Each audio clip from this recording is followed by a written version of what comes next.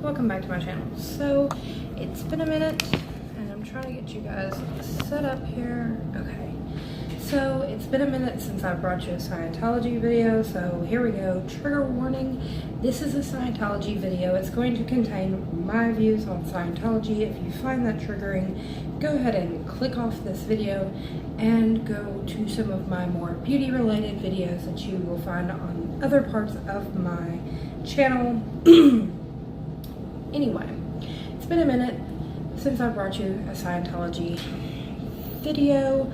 Sorry, I'm recording this on my phone because I'm trying to upload another video to my channel on my camera. So it's not because I'm being lazy, it's because I'm actually doing research. And it's taking a lot longer than I thought it would, but that's a whole nother story. So I'm doing research. I started reading this book called Inside Scientology, the story of America's most secretive religion, and this is by Janet Reitman. Sorry if I'm mispronouncing that last name. And so I started reading this book,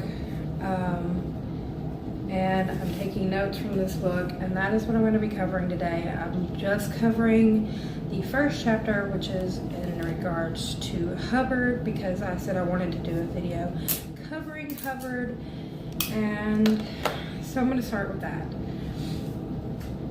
And also some of the other stuff that I'm doing, so that you guys know that I'm not just being lazy and just kind of sporadically putting up Scientology videos, is I'm doing what we call in the law enforcement field what is called a secret squirrel mission. This is what my officers do when they're out kind of doing some stuff. They don't like to tell us dispatchers what they're really doing, but they're doing some watching or popping up places where they're trying to find somebody that they're looking for. So I'm doing some secret squirrel investigation into Scientology that will come up later, and you guys will be like, oh, that's what the hell she was doing. So be patient with me, people. Be patient. Anyway, I was taking notes and it's hectic. I just switched shifts, so I have some notes written down and then some that I'm just going to take directly from what I was taking on my Kindle while I was reading the book. So I'm going to be switching between some things, but let's get into this. So this is covering Hubbard from early years into him writing Dianetics and starting Scientology debacle. Okay, so Hubbard's dad was in the military, and like he was an only child, and they moved around a lot, which explains like some things. Now, I was an only child, so I can understand like kind of some of the isolationist kind of stuff. When you're an only child, sorry, still dealing with all of this, but when you're an only child, sometimes when you start school, it is hard for you to relate to your peers because you're around adults all the time. I had issues in my younger years because I was around adults all the time. I spoke at a higher level. I learned to read earlier. I did a lot of things sooner than my peers. So I did have some issues when I started school about relating to my peers, but not to the extent of L. Ron Hubbard whatsoever. Anyway. But the moving around and stuff like that can cause the isolationist thing. I have a friend that she had some problems with she still has some problems with isolationism due to the fact that she moved around so much. Anyway, but during his time as a child, a man by the name of Joseph Chessman, known as Snake Thompson, was one of his dad's friends in the military, imparted to Hubbard a bit of wisdom to that. If it's not true for you, it's not true. So Hubbard took that on as his personal motto. And which came out to, if there is anyone in the world calculated to believe what he wants to believe, he later said, it is I. So pretty much Hubbard believed everything he stated. Everything. And I'm not just saying that, the more that I go through this, the more you'll see, everything this man spit out, he wholeheartedly believed. So I will back all that up. But anyway, Hubbard married his wife, Polly. That's his first wife, Polly, in 1932. He once wrote his wife, I seem to have a sort of personal awareness which only begins to come alive when I begin to believe in destiny. Now, he met Molly on an airfield in Maryland in 1932. They married in 1933. Now, Hubbard had a thing for aircrafts and amateur flying and things of that nature. And Polly had a kind of a thing for that too. So that was kind of what they bonded over, and they married, and sunshines and roses. So Hubbard started writing to support his family. That was his way to support his family. And he was a prolific writer. But you also have to take into account that time frame. Writers generally only made about a penny a word. So you had to be a prolific writer if you wanted to make any money. And because he was such a prolific writer, a lot of writers knew his name. So, he would go into New York to either publish his work or pick up his money or whatever. And, all the writers would be there, a local cafe or whatever. And he walked in, and people knew who he was because he was being published in all these magazines and stuff. Because writing back then was a lot different. There was only a couple of magazines that were publishing certain types of stories or whatever. So everybody kind of knew everybody. And so people knew who he was. And so they would all sit around and talk and all this stuff. So the writers were all sitting around, and Hubbard started boasting about his life. And here are some of the boasts that he was going on about. So one was he spent 7 years in the U.S. Marines, 4 years as an explorer in the upper Amazon, 3 years as a white hunter in Africa, and he kept going on, and he was going on for hours. So one of the writers was sitting there just jotting down some of the shit that he was saying. And finally, the writer looks at him and goes, so, Hubbard, you're 84 years old? And Hubbard was in his 20s at this point. And Hubbard lost his shit. Literally blew the fuck up. Now, the writer was just joking with him because they all had these tales that they would tell to kind of boost up their credibility, or how the people are now today. They're they say something to kind of boost up their street cred or whatever. They all had that thing. But Hubbard said that shit and thought it was true. It was true to him. But he would tell this shit to the editors, and the editors would post this shit as his credentials in these magazines. Hubbard really went for it. here are some of the things that they posted as Hubbard's like little blurb about himself.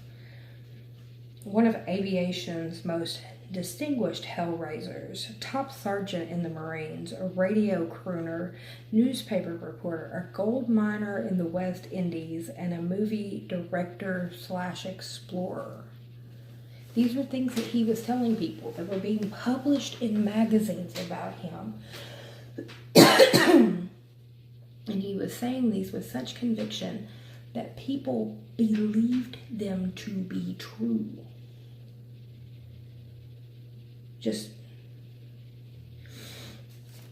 So Hubbard's family began to grow. Polly and him began to have children.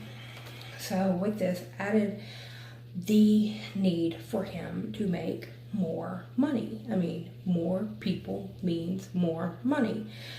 So he started coming up with ideas for advertising. He wrote to Kellogg's and different places about ideas for them to make more money in their advertising. Of course, none of these came to any fruition. But he once stated, and this is something that people need to understand. This is a direct quote that he once stated. "I have high hopes of smashing my name into history so violently that it will take a legendary form. That goal is a real goal as far as I'm concerned." He told his wife Polly this. Now I'm going to say it again. I have high hopes of smashing my name into history so violently that it will take a legendary form. That goal is a real goal as far as I am concerned. I think he accomplished that when he brought about Dianetics and this fuckery of Scientology. But moving on. So he had all kinds of just disappointments, and he really did not have any major accomplishments for a very long time. So the writer L. Sprague de Camp once stated, "Some thought him a fascist because of the authoritarian tone of certain stories." Now, L. Sprague de Camp was a science fiction writer. He remembered Hubbard was careful not to admit to having any political ideology.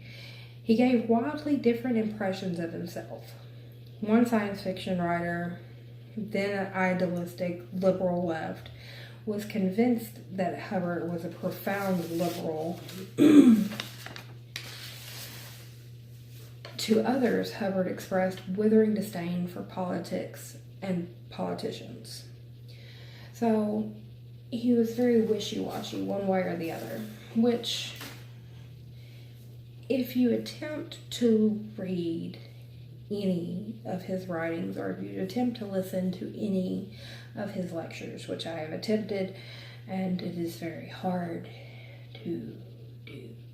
But anyway, you could tell, like, he kind of just waxes and wanes with his ideas. Like, it's just, it bounces all over the place.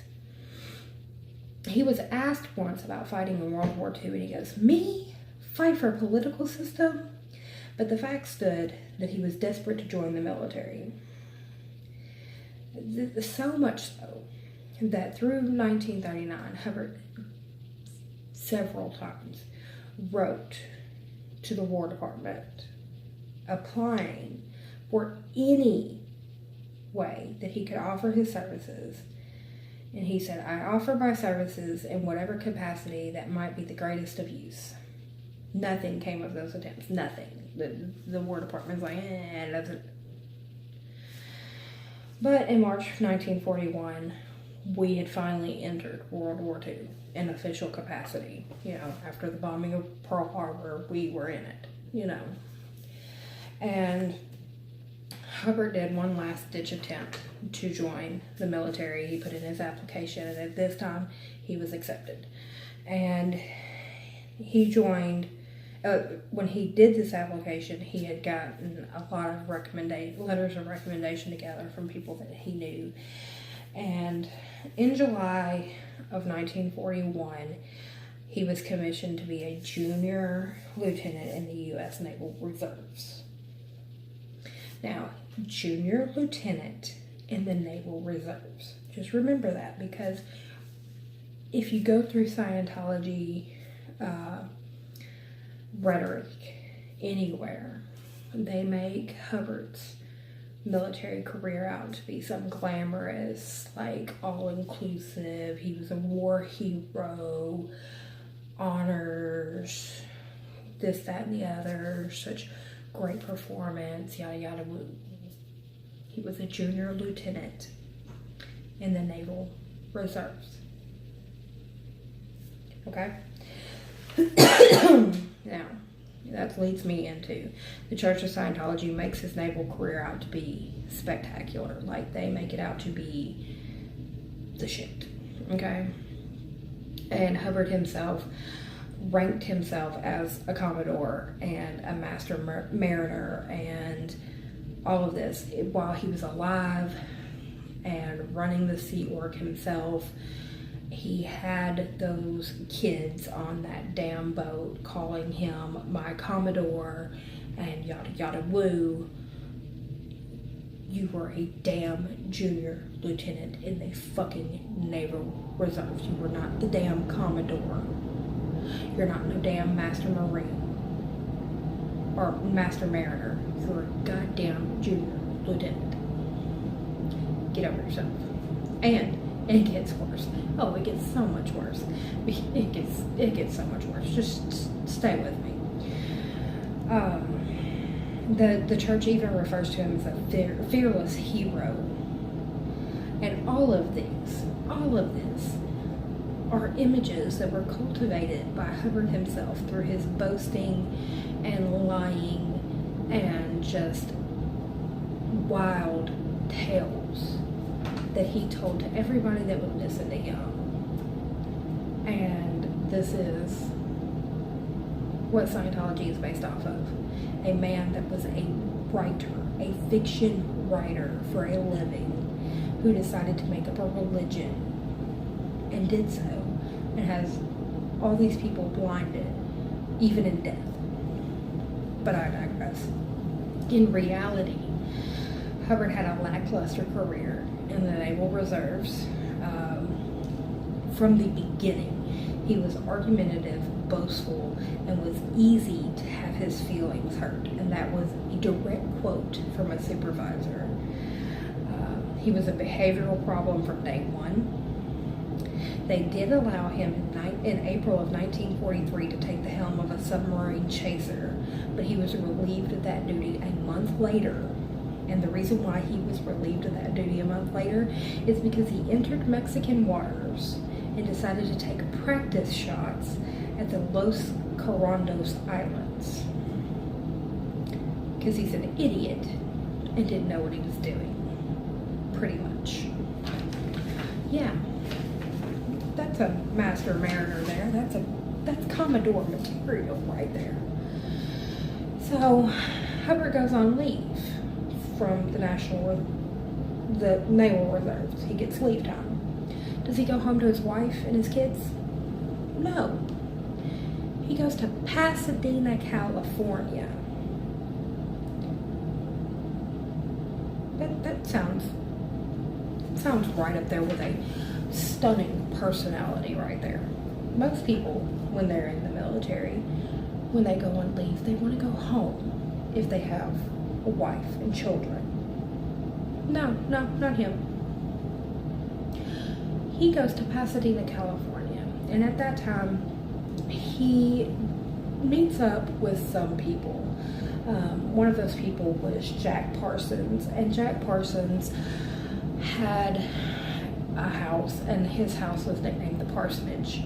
And the Parsonage was pretty much just a group of people that in the 60s would have been called hippies, but they were kind of free spirits.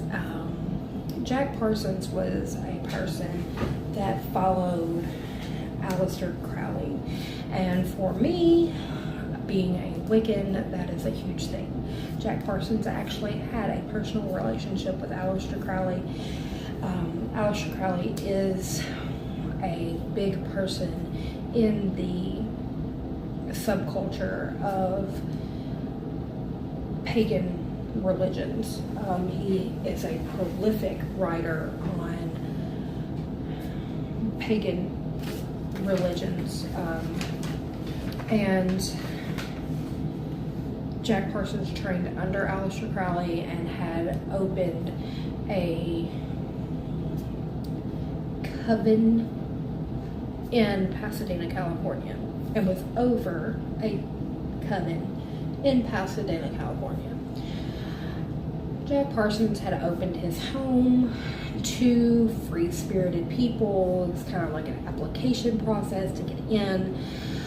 And somebody that Hubbard met or knew lived at the parsonage. Hubbard came to eat lunch there one day. Jack Parsons, for some reason, fell in love with Hubbard and decided to let Hubbard stay. And that became the downfall of Jack Parsons, and we're fixing to get into that. So, having left his family behind and not on a boat in the Naval Reserves, Hubbard moved into the parsonage. And at this location, Hubbard kind of became like a main attraction. Like, people were just drawn to him. He got a lot of bragging time. He got, like, women flocked to him for some reason.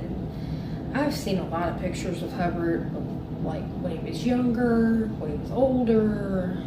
I don't get it. Whatever. It even went so far as, Jack Parsons was, like, even taken with him, like, was spilling secrets of the coven to Hubbard without him going through initiation. And it went so far as Betty, who was Jack Parsons' girlfriend, like, left Jack Parsons for Hubbard. It was insane, just insane. Okay, so, and Jack didn't say anything about it. It was just like, okay, whatever, take her. Whatever. But in September of 1945, Hubbard entered the Oak Knoll Naval Hospital to be treated for duodenal, I think that's how you say it, ulcer. This was something that he had suffered with while he was in the Naval Reserves. But here's the thing. Later on, throughout everything, through Scientology and all this shit, you will hear that throughout this period, Hubbard was in the hospital for a war wound that left him blind and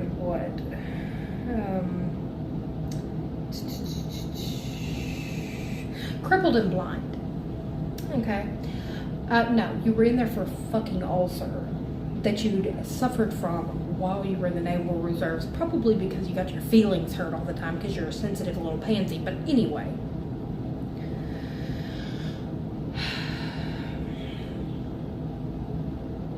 he claimed later on through Dianetics, through everything with Dianetics and into Scientology, that he was suffering from a war wound that had left him crippled and blind, and that modern medicine was doing nothing to help with his condition, and that he used his own power of his own mind to cure his ailments and bring back his sight and all this bullshit that he claims.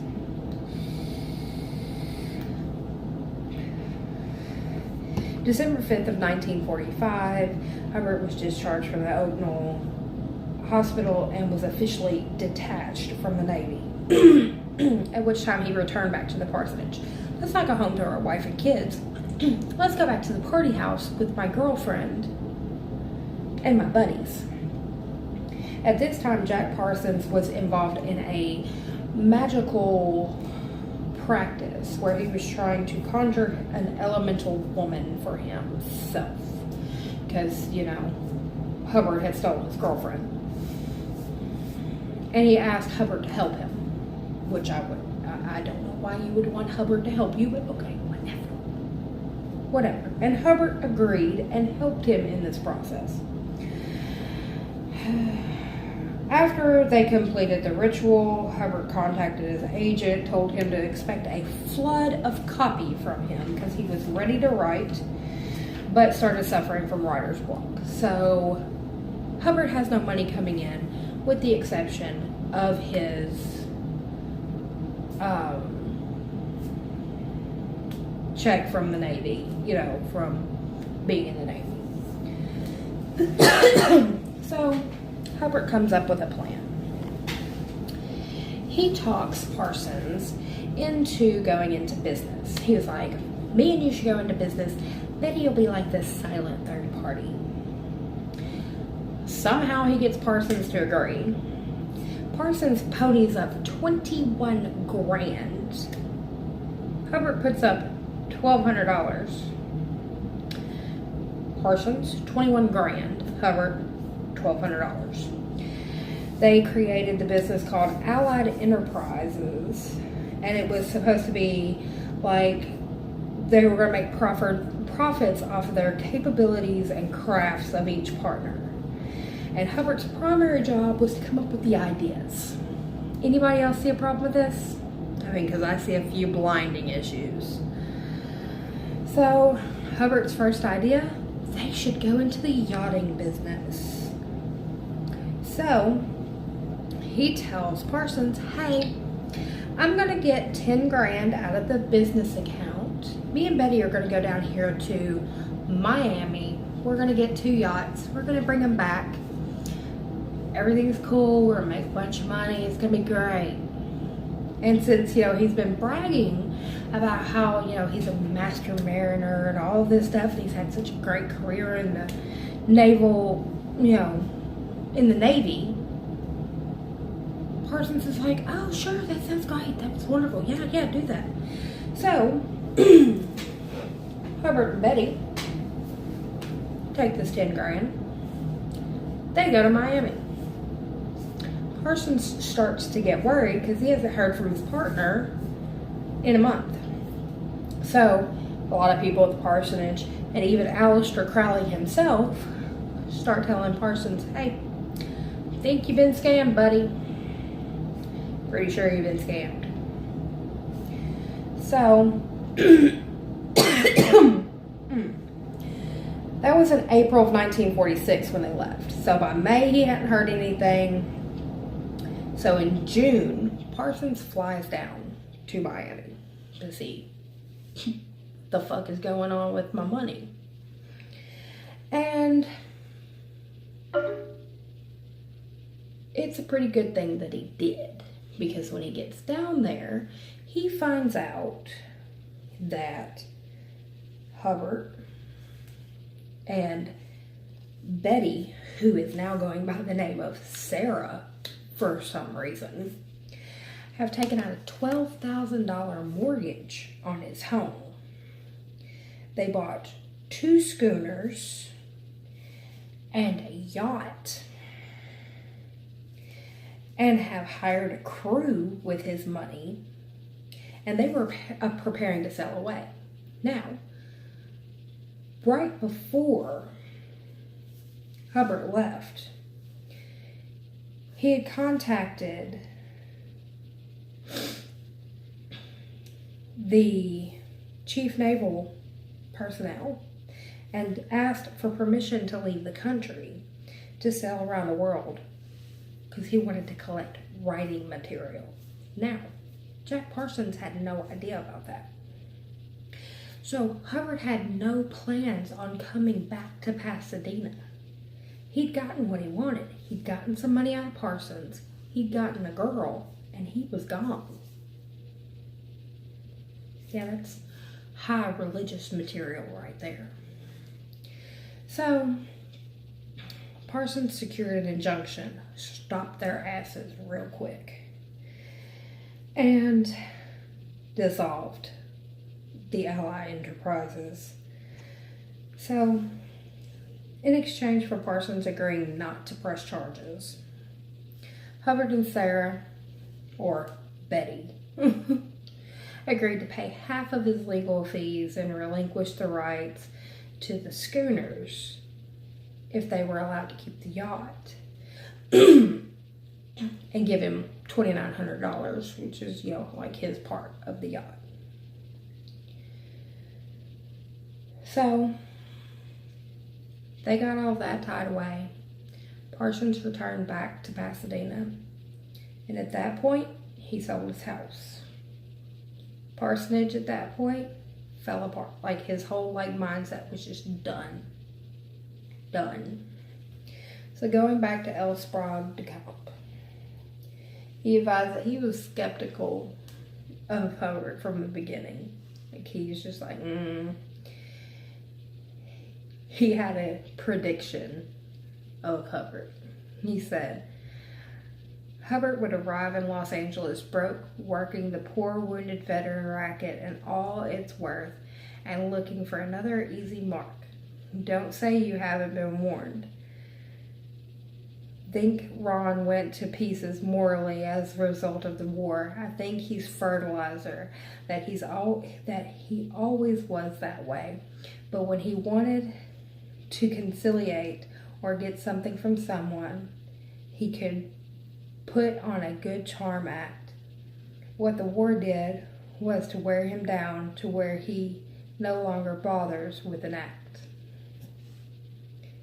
And I agree with that. I wholeheartedly agree with that. It's like, but I don't think it was the war. I just think he finally just didn't give a shit. Like, he just got to that point where he's just like, I don't give a fuck. I don't want to act anymore. I just want to get what I want to get. So, Hubbard, in August 10th of 1946, he was 35 years old. He married Sarah. He wasn't divorced from Polly, so he's a bigamist. Sarah or Betty or whatever she wants to go by was 22. So yeah, good deal there, dude. Like, they came back to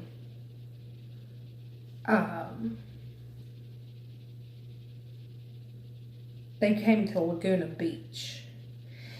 And Hubbard started filing claims with the Veterans Administration because he wanted to get his disability pension raised. And he was complaining of new ailments, including psychological problems. And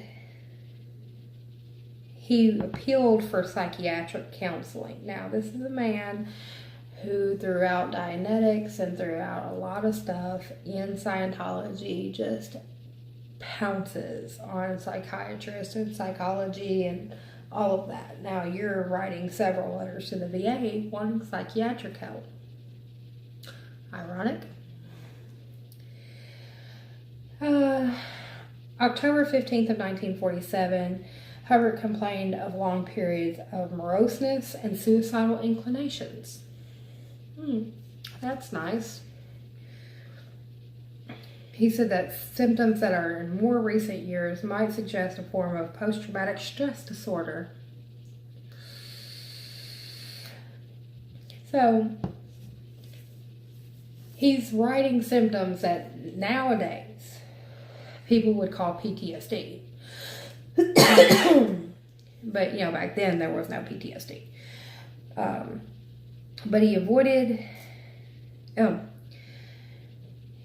seeking help out of pride, and even confided in a physician that he hoped that time would balance a mind which I had even reason to suppose was seriously affected by the war.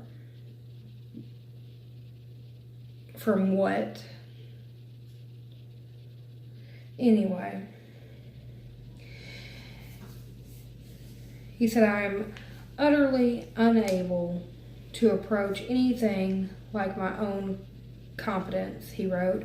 My last physician informed me that it might be very helpful if I were to be examined and perhaps treated psychiatrically and even by a psychoanalyst. I cannot myself afford such treatment. So the VA responded, and they ultimately increased his pension, but he never followed through with getting any treatment. Probably should have, and we wouldn't have all this debacle of Scientology. But he started writing affirmations. He kept a journal where he wrote affirmations.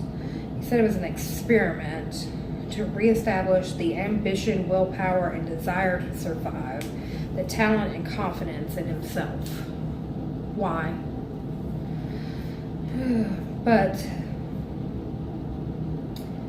he wrote, in the affirmations, he confessed a deep anxiety about his writing as well as his struggles with impotence, which he blamed on steroid treatments he had received to treat his ulcers. He also acknowledged his compulsion toward lying and exaggeration. Oh, so you know you're a lying piece of shit. Good for you. Good for you. Despite frequent exhortations to the contrary, his war record, he admits, was none too glorious.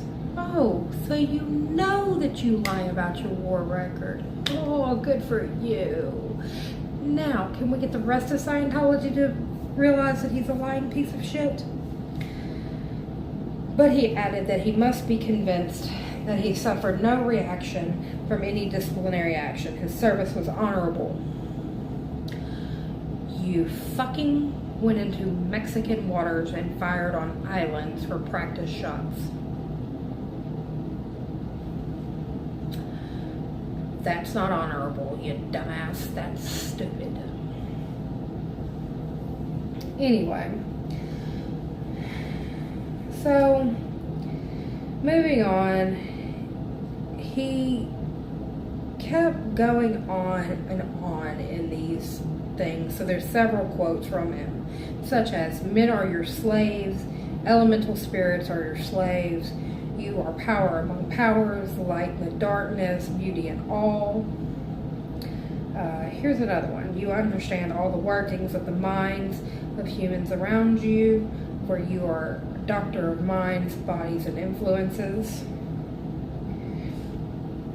He would use his mind, in other words, to repair his soul, and soon he would show others how to use their minds to do exactly the same thing. You have magnificent power, he wrote. You need no excuses, no crutches. You need no apologies about what you have done or been. You start your life anew. You start your life anew. So, right there is the beginning of the end for us, because that is what led to Dianetics when he started writing the damn affirmations. Anyway, guys, I know this is kind of like turning into like a long rambling thing, but this kind of takes you into the early years leading up into what brings L. Ron Hubbard to write Dianetics. These are the years, and this is like the emphasis on the years right before Dianetics, because you got to think, he started writing those affirmations in 1947. He came out with Dianetics in he started writing Dianetics in like 1949. So that's like that 2-year gap right there, where it's like, if he would have just gone to the damn psychiatric facility, maybe. Anyway, guys, that just shows you right there how much of a con artist this man was. He was living in this man's house, stole this man's girlfriend, fucking stole $10,000 from him, put a damn fucking mortgage on this man's house, stole another $12,000 from him, and still talked this man out of not pressing charges on him. Like, what the fuck? Like, what the fuck? He's a bigamist. And you've got all these people looking up to you like, you're a god. What the fuck? What the fuck? Anyway, guys, let me know what you think about this dive into L. Ron Hubbard's past. I will be covering more on L. Ron Hubbard. I have some other materials on him that I'm going to get into. I'm also continuing my nice secret squirrel mission for you guys. That will be in another video, but let me know what you think of this video by giving it a thumbs up. If you haven't, go ahead and subscribe, ring that bell, leave any comments down below if you have something on his past or on anything. Leave it down below, or come find me on my Facebook, Instagram, or Twitter. Let me know. I want to know because I want to report on it. And if you have any ideas for future videos, let me know about them.